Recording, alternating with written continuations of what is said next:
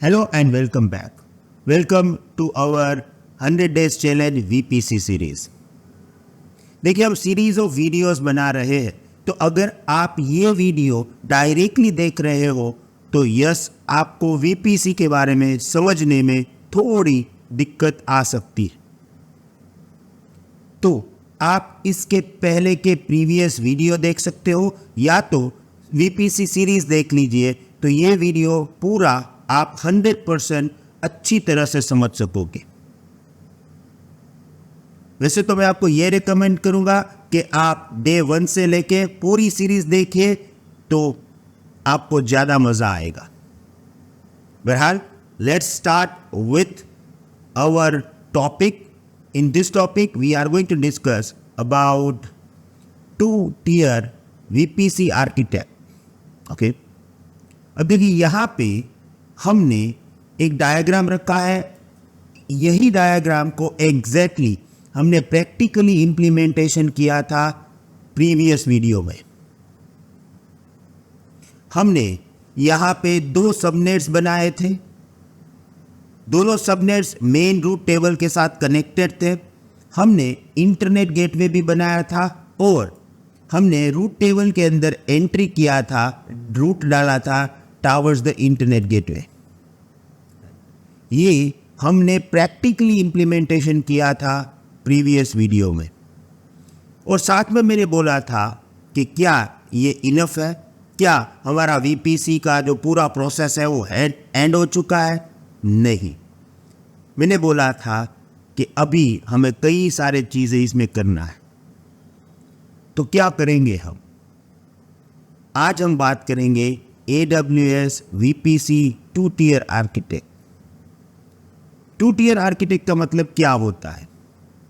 देखिए आप कोई भी वेबसाइट या वेब एप्लीकेशन यूज़ करते हो तो उस पर्टिकुलर वेबसाइट या वेब एप्लीकेशन के अंदर हमें पहले एक वेब पेजेस आता है, राइट? अब ये जो वेब पेजेस आता है वो बेसिकली हमें आता है वेब सर्वर में से। तो हमारे पास होता है एक वेब सर्वर। ओके, अब जैसे ही आप वेब पेज खोलते हो तो जो वेब पेज आ रहा है वो हमें वेब सर्वर से आ रहा है, और वेब सर्वर जो होता है उसके पास इनबाउंड इंटरनेट होता है, यानी कि कोई भी ओवर द इंटरनेट इस वेब सर्वर को एक्सेस करेगा, उसको रिक्वेस्ट सेंड करता है, और इसीलिए वेब सर्वर के पास हमेशा पब्लिक IP होता है जिससे आप उस पर्टिकुलर वेब सर्वर को एक्सेस कर सकते हैं।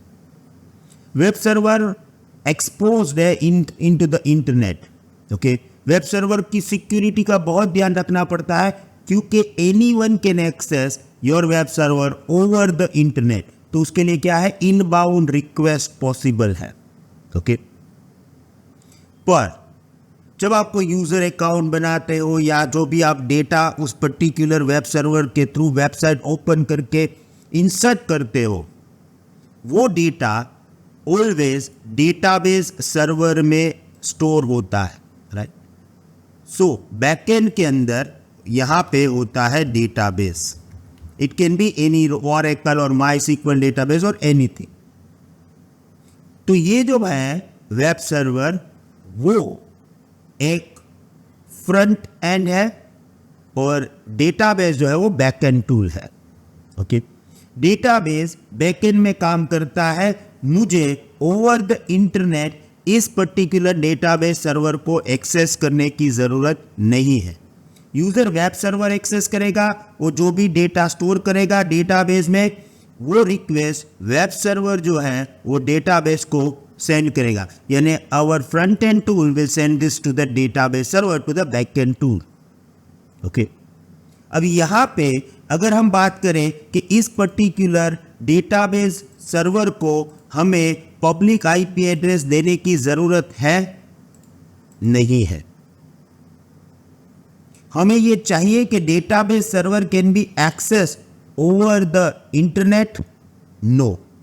और डेटाबेस सर्वर को हमें सिक्योर भी रखना बहुत ज़रूरी है क्योंकि अल्टीमेटली हम डेटाबेस सर्वर में ही डेटा स्टोर करते हैं और डेटाबेस सर्वर को सेफ रखना बहुत ही ज़रूरी है और इसीलिए हम डेटाबेस सर्वर को ना तो पब्लिक आईपी देंगे ना तो इंटरनेट इनबाउंड कनेक्टिविटी देंगे। AWS ने बहुत ही प्रॉपर वे से इस पर्टिकुलर सिस्टम को डिज़ाइन किया है जिसको हम बोलते हैं VPC 2 टियर आर्किटेक्ट। अब कैसे करेंगे? देखिए, हमारा जो प्रीवियस डिज़ाइन था वो ये था, राइट। अब इस डिज़ाइन में प्रॉब्लम क्या है?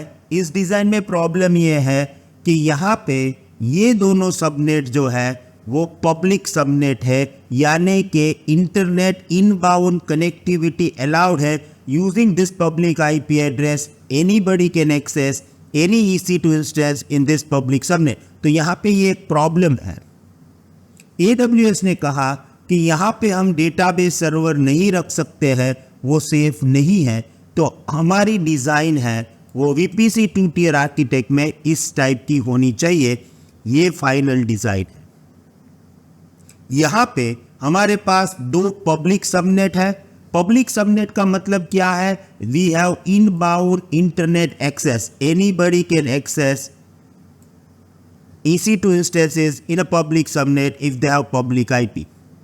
तो इनबाउंड एक्सेस यहाँ पे है। इनबाउंड है मतलब इंटरनेट से कोई भी इस पर्टिकुलर रिसोर्सेज को एक्सेस कर सकता है using public IP। Of course outbound भी होगा, जैसे आप इस पर्टिकुलर EC2 इंस्टेंस में से गूगल, फेसबुक, जीमेल एक इंटरनेट को भी ट्रैफिक सेंड कर सकते हो, राइट।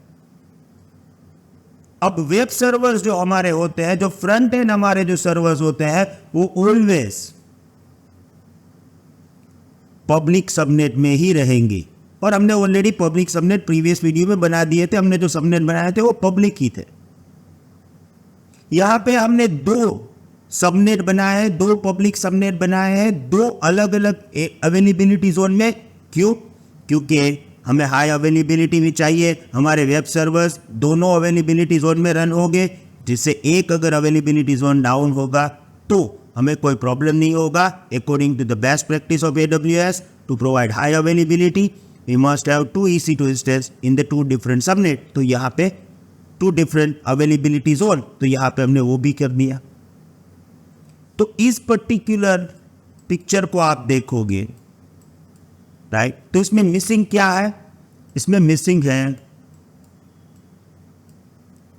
Private subnet. हमने पब्लिक सबनेट बना लिए है, अब हमें बनाना है प्राइवेट सबनेट। प्राइवेट सबनेट में क्या होगा? प्राइवेट सबनेट में हम रखेंगे अपने डेटाबेस सर्वर। प्राइवेट सबनेट बनाने से फ़ायदा ये होगा कि प्राइवेट सबनेट में कोई इनबाउंड इंटरनेट नहीं होगा, यानी कि कोई भी इंटरनेट से डायरेक्टली आपके डेटाबेस सर्वर को एक्सेस नहीं कर पाएंगे। प्रोसेस कैसे होगी? इंटरनेट से कोई भी वेब सर्वर एक्सेस करेगा और वेब सर्वर जो है वो रिक्वेस्ट सेंड करेगा डेटाबेस सर्वर को to store the data inside the database.